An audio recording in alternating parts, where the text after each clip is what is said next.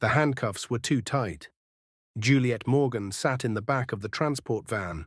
Her wrists bled where the metal bit into skin. She was being transferred to county jail. The charge was murder. The victim was her husband.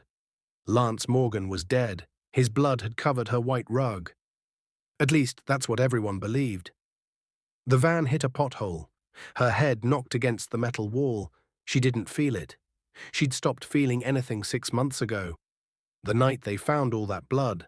The night they put her in handcuffs in her own foyer. The night her life became evidence. But right now, in this van, something had changed. The guard had given her Lance's confiscated phone. Standard procedure. Personal effects returned after evidence processing. She'd turned it on. One video file sat in the trash folder. Deleted, but not permanently.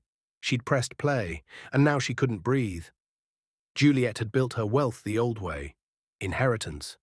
Her grandparents started with one textile mill in North Carolina. They died owning 17. She was their only grandchild. They left her everything. $42 million. A foundation. A legacy. She met Lance Morgan at a charity gala. He was a consultant. Sharp suit. Easy smile. He told her the foundation's accounting system was charmingly outdated. She laughed. He didn't. He said he could modernize it. Triple the impact. She hired him the next week. 3 months later, he called her brilliant. 6 months later, he called her his future. The wedding was small, elegant, her estate garden. White roses. He cried during his vows, said she'd saved him from a life of empty ambition. Said she'd shown him what mattered. She believed every word. He moved into her estate the day after the wedding. She paid for his startup expenses, new car, new office, new wardrobe. He said he needed to look the part for their foundation. She signed the checks. Love required investment, but investments require returns. And Lance Morgan had calculated his down to the dollar. The comments started small. They were at a foundation dinner. Board members asked about the new digital platform. Juliet started to explain. Lance interrupted, put his hand on her shoulder, told the board he'd spearheaded the entire migration. She looked at him. He smiled. She said nothing. Later in the car, she asked why he'd taken credit. He laughed. "Jules, they don't want to hear tech talk from you. You're the heart. I'm the operations guy." She didn't sleep that night. 2 weeks later, he forgot to invite her to a work dinner with foundation partners. She found out from the caterer. When she asked him about it, he shrugged. Told the colleagues later that she was too busy with her little charity projects to attend real business meetings. Her lawyer noticed first. Patricia Cole had handled the Morgan family trust for 15 years. She'd drafted the prenup Lance signed. Ironclad. He got nothing if the marriage ended. Patricia called Juliet 3 months into the marriage. He keeps asking to update the prenup. Juliet defended him. He's just trying to contribute, Patricia. He feels weird being supported. Patricia's voice went cold. Juliet, successful men don't ask to update prenups. Predators do. Juliet hung up. She didn't want to believe it. She couldn't, because believing it meant admitting she'd been wrong. And Juliet Morgan had built an empire on never being wrong. The night it happened, Juliet was at a foundation event. New wing dedication at the Children's Hospital. She gave a speech, smiled for photos. Came home at 10:15. The house was dark. She called for Lance. No answer. She walked into the living room. The white rug was drowning. Blood spread across the Persian weave like spilled ink. Thick, dark, still wet. Lance's phone lay in the center, screen cracked. His wedding ring sat next to it. The blood trail led to the bedroom. She followed it. Her shoes stuck to the hardwood. No body. She screamed his name. Silence answered. She called 911. Her voice shook so hard, the dispatcher asked her to repeat the address 3 times. The police arrived in 4 minutes. Detective Raymond Sterling walked through her door like he owned it. He saw the rug. His face changed. "Ma'am, no one survives losing this much blood." They found Lance's blood type in the medical records. A B negative. Rare. The blood on the rug matched. They found her fingerprints on a kitchen knife. She'd used it that morning to slice chicken for dinner. They photographed it, bagged it. built a case while she sat on her own couch, shaking.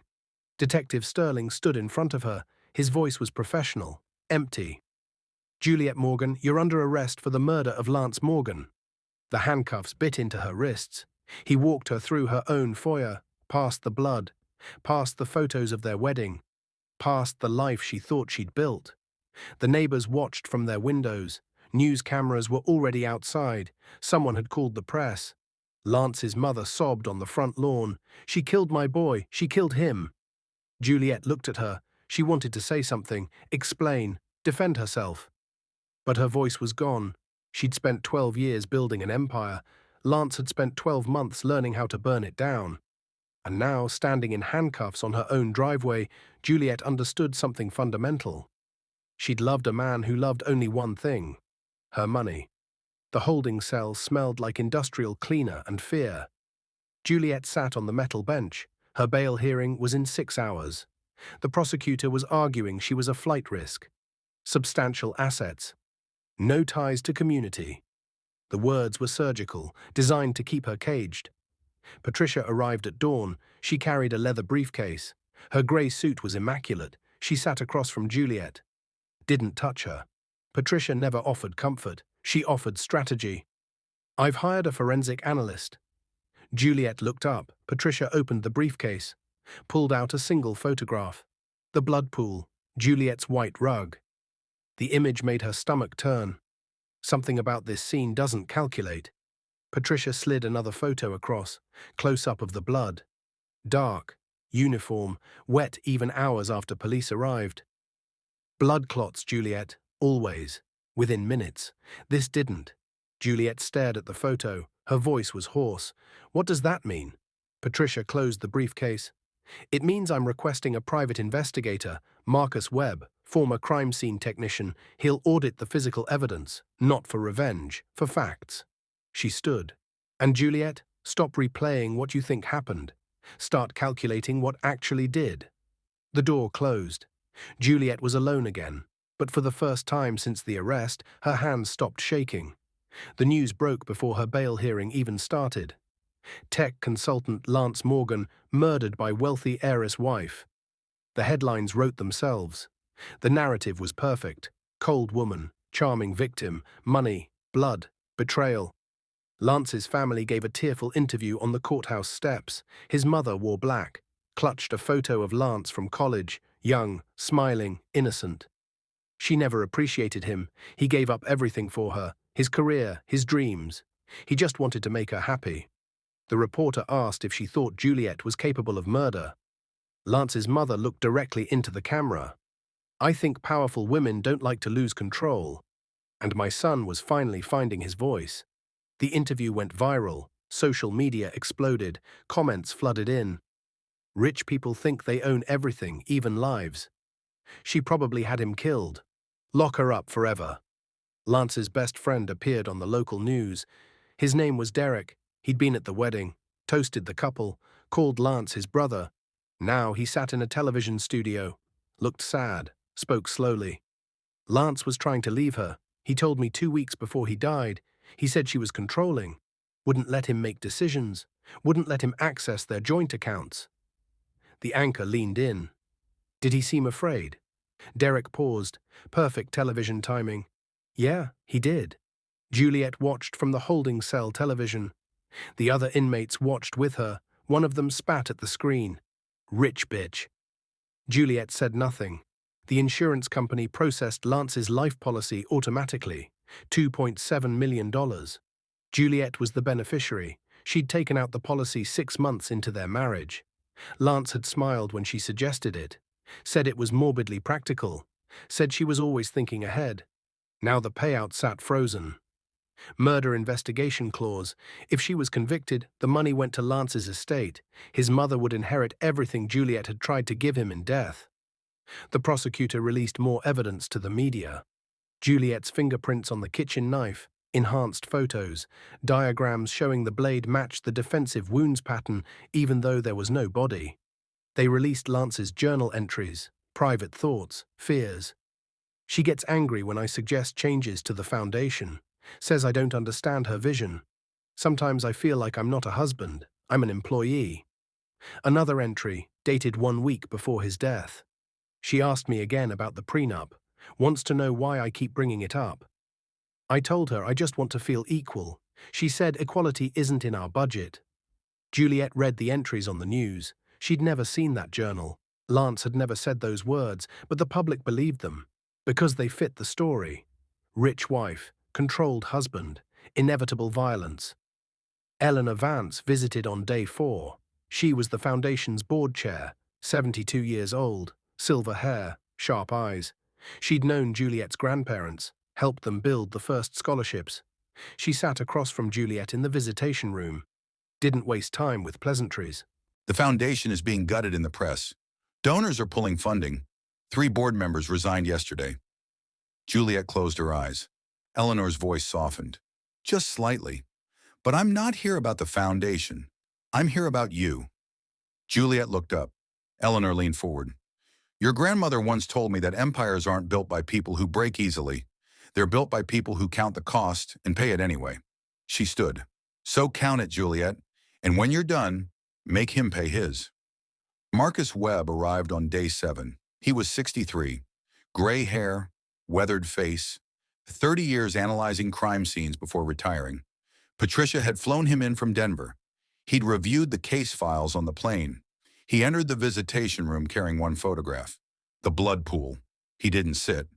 Mrs. Morgan, this blood is wrong. Juliet stared at the photo. Marcus pointed to the dark puddle. Natural blood clots within minutes. Platelets activate. Fibrin forms. The blood separates into 2 layers. Red cells sink. Yellowish serum rises to the top. He pulled out a second photo. Crime scene, 8 hours after discovery. This blood stayed liquid for over 6 hours. No serum separation, no clotting. That's not biology, that's chemistry. Juliet's throat was dry. What kind of chemistry? Marcus sat down. Finally. I requested a sample from the evidence locker, ran a spectrometry analysis, found traces of CPDA1. He saw her confusion. Citrate phosphate dextrose adenine, medical preservative, used in blood banks to keep donated blood from clotting. It keeps blood liquid for up to 35 days. The room tilted. Juliet grabbed the edge of the table. Someone stored his blood? Marcus's face didn't change. Not someone, him. Patricia got the warrant 3 days later. Lance's belongings had been boxed up by his mother, given to police, released after detectives found nothing incriminating, just clothes, books, personal items. Patricia brought the boxes to her conference room, set up a video call so Juliet could watch from jail. Marcus went through each item methodically. Shirts, shoes, laptop already forensically cloned. Nothing. Then he opened the 3rd box. Books, Lance's business collection, marketing, psychology, influence. Marcus picked up a book on negotiation tactics. Felt the weight. Too heavy. He opened the spine. A USB drive was taped inside the binding. Patricia looked at the camera. At Juliet. Do we open it? Juliet's voice was steady. Yes. Marcus plugged the drive into Patricia's laptop. 1 folder, 1 video file. Timestamp. 4 months before Lance's death. The file was labeled practice_run_3.mp4. Marcus clicked play. The screen showed Juliet's basement storage room. Concrete floor, metal shelving, her grandmother's archived foundation documents in labeled boxes. Lance walked into frame. He was smiling. He carried a medical blood bag. Clear plastic, dark red liquid inside, a white label on the side, CPDA1 preserved, a B-neg. He set up his phone on a shelf, angled it down, looked directly into the camera, and he started talking. Okay, take 3. Getting better at the spray pattern. He laid a white tarp on the floor, practiced holding the blood bag at different angles, squeezing it, watching the arc. He laughed. God, she's so pathetic. She actually thinks I love her. He adjusted the tarp, sprayed more blood, created a pool, took a photo with his phone. This is going on her precious grandmother's rug, the one she cries about every time someone spills wine on it. He sat on a storage box, looked at the camera like he was talking to a friend. 12 more weeks and I'm out. My retirement fund doesn't even know she's paying for her own execution. He pulled out a wine glass from his jacket pocket, toasted the camera. To Juliet, the easiest mark I ever ran, she handed me her entire life, and I'm going to trade it for a beach in Costa Rica and a woman who doesn't talk about legacy every 5 seconds. He stood, turned off the camera. The video ended. Juliet sat in the transport van. Present moment. The phone screen went black in her hands. The guard was driving. Didn't notice her crying. She'd given Lance everything. Her trust, her home, her name, her foundation, her future. And he'd turned it into rehearsal footage. The van stopped at a red light. Juliet's hands weren't shaking anymore. They were steady.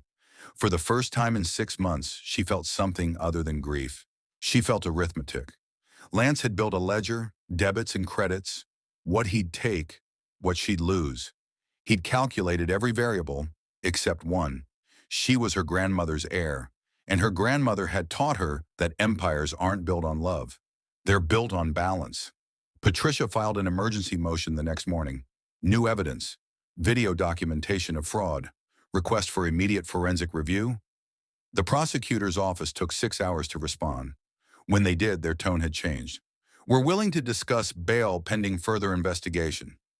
Juliet was released on $2 million bond. Eleanor Vance posted it, told Juliet she'd build the foundation. Your grandmother would have done the same. The news went insane. Heiress released despite murder charges. Forensic questions emerge in Morgan case. Lance's mother appeared on television again, mascara running, voice shaking.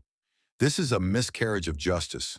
My son is dead, and his killer walks free because she has money. Marcus tracked Lance's mother's phone records. Court-authorized subpoena. Patricia had friends in the district attorney's office. Favors accumulated over 30 years of criminal defense. The records showed something interesting. Lance's mother had been calling an unknown number. Burner phone. No registered owner. But cell tower data placed it near the Nevada border. Small town called Mesquite. Cheap motels. Cash-only gas stations. Patricia booked a flight. Took Marcus with her. Told Juliet to stay in Los Angeles. If this goes wrong, I need you clean. They found him on the 3rd day. Motel 6, room 14, paid in cash. Registered under the name Michael Torres. Marcus staked out the parking lot. At 11:47 a.m., a man exited the room. Beard, baseball cap, sunglasses. But the walk was wrong. Too confident, too relaxed. The man who was supposed to be dead crossed the street, entered a diner, sat at the counter, ordered coffee and eggs.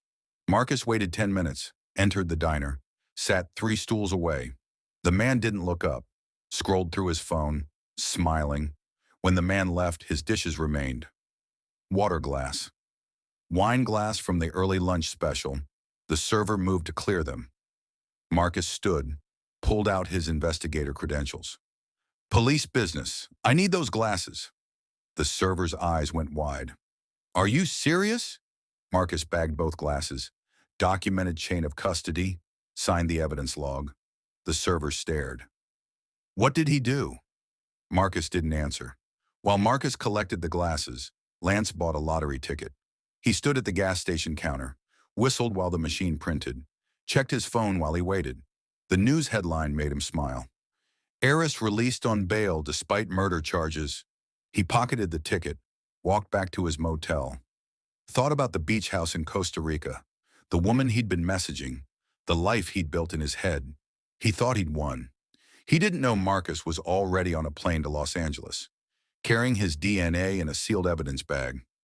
Dr. Sarah Chen ran the analysis in her Los Angeles lab. Forensic molecular biologist, 23 years experience, expert witness in 47 trials. She compared 2 samples. Sample A, DNA from the wine glass Marcus collected. Sample B, DNA from the victim's blood at the crime scene. Perfect match, same person. But then she ran the isotope analysis. Carbon-14 dating, cellular degradation markers, metabolic age of the cells. Sample A wine glass, cells showed active metabolism, maximum 72 hours old. Sample B crime scene blood, cells showed preservation, degradation. consistent with 6 months of CPDA-1 storage. Her report was 8 pages long. The conclusion was one sentence. Subject is biologically alive. Crime scene blood was pre-extracted and preserved. Patricia read the report twice. Then she made a phone call. Lance's burner phone rang at 3:47 p.m. unknown number. He almost didn't answer, but curiosity won. Yeah? The voice was professional, male, unfamiliar. Mr. Morgan, my name is Robert Chen. I'm an attorney representing your wife's legal team. Lance's stomach dropped. He recovered quickly. I think you have the wrong number. My name is Michael Torres. Of course. My apologies. Well, Mr. Torres, I'm calling to extend a settlement offer. My client is willing to drop all charges. In exchange, she requests the return of certain marital assets. No questions asked, no publicity. Lance sat on the motel bed. His hands were shaking. What assets? $2.3 million, traceable to joint accounts accessed during the marriage. Return the funds, and this all goes away. Lance's mind raced. They were offering him an exit, clean, simple. He could take it, disappear, live on what he'd already moved offshore. Or, he thought about Juliet, in her big house, with her foundation, her legacy, her self-righteous belief that she was better than him. Tell your client I said no. Silence on the other end. Mr. Torres, I'd encourage you to reconsider. This is a generous... Lance's voice went cold. I don't want her money. I want her in prison. For life. Tell her that. Tell her I want her to know what it's like to lose everything. He hung up, sat in the silence, smiled. He'd rejected mercy he didn't even know existed. That same day, Lance recorded a video message for his mother. Set up his phone in the motel room, composed his face, practiced looking sad, then hit record. Mom, I know this is hard, but you have to stay strong. When you do the next interview, tell them she isolated me from the family. Say she wouldn't let me visit you. Make yourself cry if you can. The jury needs to see what she did to us. He played it back. Adjusted the lighting, recorded it again. And Mom, when they ask about the prenup, tell them I signed it because I loved her, not because I wanted her money. They need to believe I was the victim. He sent the video via encrypted message, lay back on the bed. Checked his social media burner account. Posted as Lance's memorial page. Caption, missing her cooking tonight. Jules always made the best lasagna. I'd give anything for one more meal together. 47 people reacted with crying emojis. 16 shared it. 3 commented, she doesn't deserve to walk free. Lance fell asleep smiling. Patricia reviewed the settlement rejection with Juliet. They sat in Patricia's office, skyline view, expensive art. The walls were soundproofed. He refused? Patricia nodded. He wants you in prison, permanently. Juliet stared out the window. Her voice was quiet. Then we give him what he wants. Patricia raised an eyebrow. Meaning? Juliet turned. Her face was calm, empty. We let him think he's winning. We let him stay dead. And when he's comfortable, she paused. We resurrect him. Patricia smiled. For the first time in 30 years of practicing law, she felt something she rarely felt. Pride. I'll call Detective Sterling, tell him we have biological proof. The next week, Lance's college girlfriend appeared on the news. Her name was Amber. Blonde, soft voice. She'd dated Lance for 2 years before he found his calling and moved to California. The reporter asked what Lance was like. Amber smiled sadly. He was always so kind. He volunteered at animal shelters. He helped me study when I was struggling. He was gentle. The reporter leaned in. Do you think Juliet changed him? Amber's eyes filled with tears. I think powerful people can make you feel small. And Lance was never small. Maybe she couldn't handle that. The interview ended with a photo of Lance and Amber from college. Young, happy, innocent. Juliet watched it from her estate. Eleanor sat next to her. You okay? Juliet didn't answer. She was reviewing Foundation financial records, looking for patterns, discrepancies. She found them. 3 withdrawals, $50,000 each. Authorized by Lance's employee access code. Dated to accounts that didn't exist. Eleanor, look at this. Eleanor leaned over, studied the numbers. He was stealing from the foundation. Juliet nodded. For 8 months. She made a note in her ledger. Theft, $150,000. Defamation, incalculable. Attempted murder of her freedom, priceless. The ledger was growing, and Juliet Morgan had always been good at math. Detective Raymond Sterling received the court order at 6:14 a.m. He was drinking coffee in his kitchen. His daughter was eating cereal. Normal Tuesday morning. Then his phone buzzed. Emergency filing. Attorney Patricia Cole. Subject, Lance Morgan case. He opened the attachment. Dr. Sarah Chen's forensic report. 8 pages. Isotope analysis, cellular degradation patterns, CPDA1 detection. The final sentence made his coffee go cold. Subject is biologically alive. Sterling had arrested an innocent woman. He'd walked her through her own house in handcuffs, put her in a cell, held press conferences about the clear evidence of her guilt. And the victim had been alive the entire time. He grabbed his keys, left his coffee on the counter. His daughter called after him. "Dad, you okay?" He didn't answer. Sterling called the U.S. Marshals from his car. Insurance fraud across state lines, evidence tampering, conspiracy to commit false imprisonment, federal crimes, federal jurisdiction. Marshal Victor Reyes took the call, reviewed the evidence file Sterling sent, made 3 calls. By 9 a.m., a tactical team was boarding a plane to Nevada. Lance woke up at 3:47 a.m. to silence. Complete silence. The motel air conditioner had been humming all night. Now it was dead. No sound, no vibration. He sat up in bed, reached for his phone. The screen lit his face in the darkness.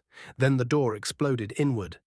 Wood splinters filled the air. The frame shattered. Metal hinges screamed. The door didn't just open. It died. U.S. Marshals flooded the room. 4 of them, body armor, weapons drawn. Lance tried to stand. His legs buckled. He hit the floor in his boxer shorts, hands out, shaking. Marshal Reyes stepped through the destroyed doorway, looked down at the man on the floor. "Lance Morgan, you're under arrest for insurance fraud, evidence tampering, and conspiracy to commit false imprisonment." Lance's voice was high, panicked. "I'm dead. Check the records. I'm legally dead. You can't arrest a dead man." Reyes knelt down, got eye level with him. "You're right. You are dead. Which means you have no rights. No attorney, no bail, no name." He pulled Lance to his feet. Lance's legs were still shaking. "You're going to federal holding as unidentified inmate, and you're going to stay that way until you decide if you want to be alive and guilty or dead and forgotten." The handcuffs locked around Lance's wrists. He looked at the marshal. "I want my lawyer." Reyes smiled. "Dead people don't get lawyers." The forensic evidence arrived at the federal courthouse 3 days later. Patricia submitted it in a leather portfolio. Video footage of Lance practicing the blood spray, Dr. Chen's isotope analysis, Marcus Webb's CPDA1 detection report, comparative DNA from the wine glass, phone records showing Lance's mother calling his burner phone 43 times, bank records showing the offshore accounts Lance had opened 2 weeks before his death. The U.S. attorney reviewed it in 17 minutes, called Patricia. "We'll take the case. Federal prosecution. You'll get your client cleared." Patricia hung up, called Juliet. "It's done. Emergency hearing scheduled for Monday." Juliet's voice was steady. "I'll be there." Federal Courthouse, Los Angeles. Courtroom 6B. Juliet arrived at 8:30 a.m. She wore a charcoal suit, her grandmother's, tailored in 1987, still perfect. Hair pulled back, no jewelry except her grandmother's watch. She looked like old money. She looked like someone who'd survived an execution. Patricia met her in the hallway. "He's being brought up from holding. The judge wants to see him in person." Eleanor Vance appeared behind them. "I'm coming in." Patricia started to object. Eleanor cut her off. "I watched that girl's grandparents build an empire on integrity. I'm not missing the day she takes it back." They entered the courtroom. Lance was brought in at 8:57 a.m. Orange jumpsuit. Shackles on his ankles, handcuffs connecting to a waist chain. He looked for his mother. She was there. Front row, crying. But when their eyes met, she looked away. She'd stopped accepting his calls 4 days ago, stopped believing him 3 days before that. Lance scanned the room, found Juliet. She was sitting behind Patricia's table, perfectly still. She didn't look at him, didn't acknowledge him. She looked at the judge's bench like he wasn't even in the room. Judge Margaret Frazier entered at 9 a.m. exactly. 71 years old, federal bench for 26 years. She'd seen everything. But this case had made her angry. Everyone stood. She sat. They sat. We're here for an emergency motion in the matter of the United States versus Lance Morgan, and a dismissal motion in the state of California versus Juliet Morgan. She looked at the prosecution table. District Attorney Rachel Foster stood. Her voice was quiet. Your Honor, the state of California concedes. All charges against Juliet Morgan are dismissed with prejudice. We formally apologize to Mrs. Morgan for the miscarriage of justice she endured. Judge Frazier nodded, looked at Juliet. Mrs. Morgan, the state has failed you. I cannot give you back 6 months of your life. But I can ensure the man who stole them pays in full. She turned to Lance. Mr. Morgan, you orchestrated an elaborate fraud. You stored your own blood for months. You staged a crime scene. You allowed an innocent woman to be arrested, charged, and jailed. You destroyed her reputation, her foundation, her peace. Lance tried to speak. Your Honor, The judge's voice was ice. You are legally deceased. You have no standing to speak in this court. Lance's mouth closed. His hand shook against the waist chain. Judge Frazier continued. However, I'm offering you a choice. You can remain legally dead, in which case you'll be remanded to federal prison as an unidentified inmate with no access to counsel, no access to appeals, and no legal existence. Or you can petition the court to resurrect your legal status, admit to fraud, and face sentencing as Lance Morgan. She paused. Choose now. Lance looked at his attorney, public defender, overworked, underpaid, the attorney whispered. If you stay dead, you're a ghost. If you come back, you're guilty. Either way, you're going to prison. Lance's voice cracked. I want to live. Judge Frazier nodded. Then you'll face the consequences of living. She looked at Juliet. Mrs. Morgan, would you like to make a statement? Juliet stood. The courtroom went completely silent. She didn't look at Lance. She looked at the judge. Her voice was clear, strong. Your Honor, I built my foundation on my grandparents' belief that wealth is stewardship, not ownership. She paused. I gave this man my trust. He turned it into currency. Now she looked at Lance. For the first time, I gave him my home. He turned it into a stage. Her voice didn't shake. I gave him my love. He turned it into his retirement plan. Lance stared at her. His eyes were wet. Juliet's were dry. But he made one miscalculation. She turned back to the judge. He thought I valued money more than truth. He thought I would break under the weight of shame. He thought I was my wealth. She straightened her grandmother's jacket. I'm not, Your Honor. I'm the woman my grandparents raised, and they taught me that the ledger always balances. She sat. The room stayed silent. Judge Frazier looked at Lance. His face was white. She looked at Patricia. Counselor, do you have additional civil filings? Patricia stood, placed a stack of documents on the clerk's desk. Yes, Your Honor, multiple motions on behalf of Mrs. Morgan. Patricia read from the first document. Motion to nullify marriage based on fraud in the inducement. Evidence shows Mr. Morgan entered the marriage with intent to defraud Mrs. Morgan of assets. Judge Frazier reviewed the supporting evidence. Video of Lance practicing the blood spray. His recorded statement calling Juliet his retirement fund. Bank records showing he'd researched marital asset division California 3 days after the wedding. Granted. The gavel hit. Lance's face drained completely. Patricia continued. Motion to seize all assets acquired during fraudulent marriage as proceeds of crime. She listed them. The car Lance bought with Juliet's credit card. BMW 7 Series. $98,000. The investment accounts he'd opened in his name using her foundation salary. $340,000. The apartment he'd rented under a fake identity using her money. $4,200 monthly. 18 months. $75,600. Granted. The gavel hit again. Motion for restitution for false imprisonment, emotional damages, and reputational harm. Patricia submitted the calculation. 6 months of Juliet's life, lost foundation donations, therapy costs, legal fees. $4.2 million in compensatory damages. Judge Frazier didn't hesitate. Granted. Lance's attorney stood. Your Honor, my client has no assets to satisfy. The judge cut him off. Then he'll pay in installments for the rest of his natural life. At the federal minimum wage he'll earn in prison, 12 cents per hour. She looked at Patricia. Continue, Patricia smiled. Motion to freeze all bank accounts in Lance Morgan's name, including those opened under aliases, pending collection. She submitted the list. Marcus Webb had found them all. 7 accounts, 4 states, 2 countries. Total, $847,000. Money Lance thought was hidden. Granted. The cascade had started. Patricia didn't stop.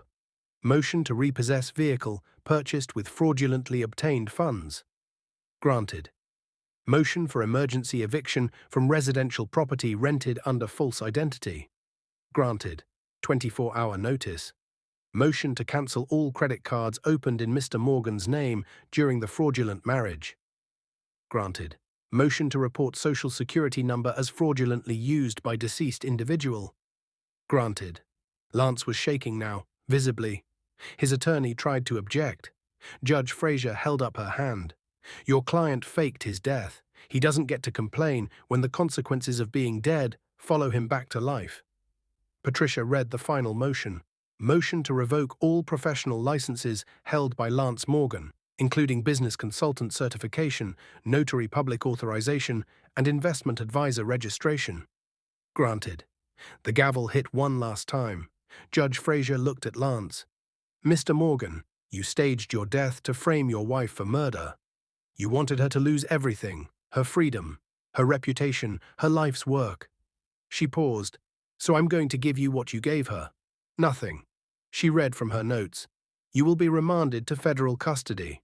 Sentencing is scheduled for 30 days from today. The charges are insurance fraud, evidence tampering, conspiracy to commit false imprisonment, and theft of marital assets. She closed the file. Until then, you'll remain in federal holding as Lance Morgan. But you'll have no access to bank accounts, because they're frozen. No access to property, because it's seized. No access to credit, because it's cancelled. No access to your profession, because you're blacklisted. Her voice was granite. You wanted to make your wife disappear. Instead, you've erased yourself. The bailiff moved toward Lance. Judge Frazier wasn't finished. One more thing. Because of your legal death status, every financial institution, every database, every government system shows you as deceased. To access anything, to prove you're alive for any purpose, you'll have to present court documentation of your resurrection, which means you'll have to present documentation of your fraud, everywhere you go, for the rest of your life. She looked at him. You're not just going to prison, Mr. Morgan. You're going to live in the evidence of your own crime, forever. The gavel fell. Final. Absolute. The sentencing came 4 weeks later, 7 to 12 years. Federal prison, high security. Lance was transferred immediately. FCI, Victorville, California. Medium high security. Lance Morgan sat in his cell. Inmate number 47743-112. He had a prison job, laundry facility. He earned 12 cents per hour, 40 hours per week. $4.80 weekly. The math was simple. His restitution debt, $4,200,000. His weekly earnings, $4.80. He would need 875,000 weeks to pay it off. 16,807 years. His bunk had one photo. Him. Before, at Juliet's estate, smiling, confident, standing next to the white rug. He looked at it every night before lights out. Other inmates didn't talk to him. They'd seen the news. Rich guy who faked his death to frame his wife. Nobody likes a man who hurts women, not even in prison. His mother had stopped visiting after month 2. His attorney had stopped returning calls after the appeals were denied. He wrote a letter to Juliet once, tried to explain, apologize, beg for mercy. He tore it up.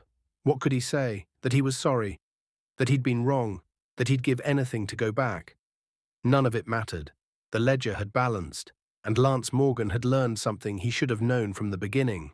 You can't outrun arithmetic. Every night in his cell he whispered the same thing. I was so close. Juliet's estate, evening, early autumn, the Foundation's annual gala.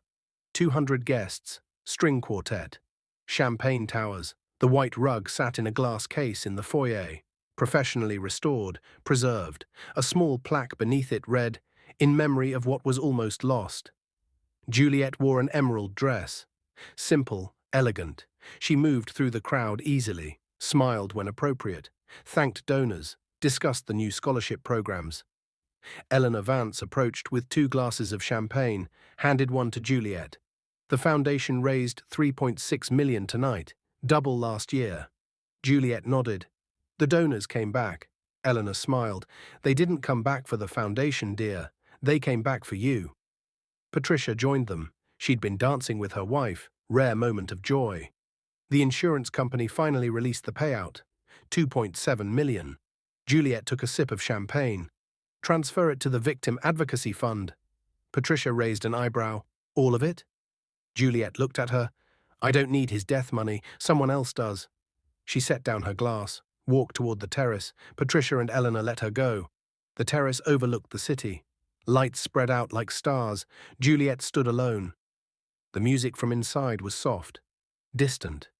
She thought about the last 6 months, the arrest, the cell, the trial, the moment she'd watched Lance being led away in shackles.